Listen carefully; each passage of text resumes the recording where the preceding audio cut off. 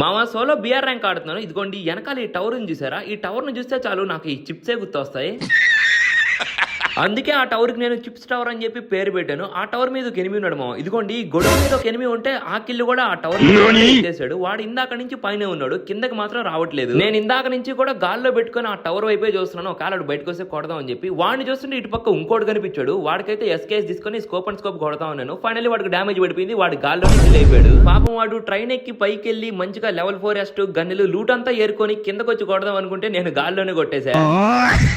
ఈడిప్పటికైనా కిందకు వస్తాడు కదా అని చెప్పి చూస్తుంటే ఈడైతే కిందకి రాలేదు, కానీ వెనకాల ఎవడో ఏడబ్ల్యూతో కొట్టేశాడు. దెబ్బకి హెల్త్ అంతా పోయింది. మనం అయితే ఇన్హేలర్ వేసుకొని వెంటనే మెడికిట్ వేసుకొని వెళ్ళాలి. ఎందుకంటే ఓపెన్ లోకి వెళ్ళామంటే వాడు మళ్ళీ ఇంకో బుల్లెట్ కొట్టాడంటే అవుట్ అయిపోతాను. ఈడిప్పుడు కూడా కిందకి రాలేదు మా పైన ఉన్నాడు. ఈడు ఎలాగో కిందకి రాలే. ఇంకా క్యాంపర్ గాడు మన టార్గెట్ మార్చేద్దాం, నన్నే గెలికాడు కదా, మనం అయితే వాడి సంగతి చూద్దాం. అదిగోండి ఖచ్చితంగా ఆ టవర్ మీద ఉన్నాడు. నాకైతే కనిపించట్లేదు. నేనైతే ఇక్కడ వెయిట్ చేస్తున్నా. ఫైనల్లీ వాడే బయటకు వచ్చాడు. వాడికైతే కరెక్ట్ గా 3 బుల్లెట్ అనమాట, అవుట్ అయిపోయాడు. ఈ గ్యాప్ లో పైన ఉన్నాడు కిందకు వస్తున్నాడు. నాకైతే ఫుల్ స్టెప్స్ అయితే వస్తున్నాయి అనమాట. అదిగోండి కిందకి వచ్చేసాడు. నాకు డామేజ్ కొట్టేశాడు. నేనైతే సాటినా క్యారెక్టర్ వేసుకుని దాని వెనకాల దాక్కున్నా. వాడైతే సాటినా క్యారెక్టర్ ని కొడుతున్నాడు. నేను ఈ గ్యాప్ లో వాడిని కొట్టేసా. ఈ సాటినా క్యారెక్టర్ సోలో బిఆర్ ర్యాంక్ ఆడేటప్పుడు షార్ట్ రేంజ్ లో భలే యూజ్ అవుతుంది అనమాట. మనం వాడు ఎంత పెద్ద ప్లేయర్ అయినా సరే మీరు సాటినా క్యారెక్టర్ వేసి దాని పక్కనే దాక్కున్నారు అనుకోండి, వాడి గేమ్ ఫస్ట్ సాటినా క్యారెక్టర్ మీదకే వెళ్తుంది. సాటినా క్యారెక్టర్ లాంగ్ రేంజ్ ఏమో కానీ షార్ట్ రేంజ్ లో అయితే భలే ఉపయోగపడుతుంది. నేను ఈ ట్రిక్ వాడి చాలా మందిని కొట్టున్నా. జోన్ అయితే వచ్చేసింది. జిప్ లైన్ ఎక్కి ఇక్కడ నుంచి వెళ్ళిపోదాం అనుకుంటే లాంగ్ రేంజ్ లో ఇంకొక ఎనిమి కనిపించాడు. వాడికి ఎస్కేఎస్ తీసుకుని ఫుల్ డామేజ్ కొట్టేసాను. వాడైతే గ్లూవాల్ వేసేసాడు. వెంటనే ఈ బాంబ్ వేసేసి నేనైతే జిప్ లైన్ యూజ్ కొట్టేసాను. గ్లూవాల్స్ అయితే బ్లాస్ట్ అయిపోయి జిప్ లైన్ మీద ఉండగానే వాడికి హెడ్ షాట్ కొట్టేసారు. చాలా మంది జిప్ లైన్ మీద వెళ్తున్నప్పుడు హెడ్ షాట్లు పడవనుకుంటా ఉంటారు. జిప్ లైన్ మీద వెళ్ళేటప్పుడు లైట్ గా డ్రాగ్ చేయండి. కొన్నిసార్లు లక్కీ షాట్ పడిపోతా ఉంటాయి. సో మామ ఈ వీడియో కనుక మీకు నచ్చినట్లయితే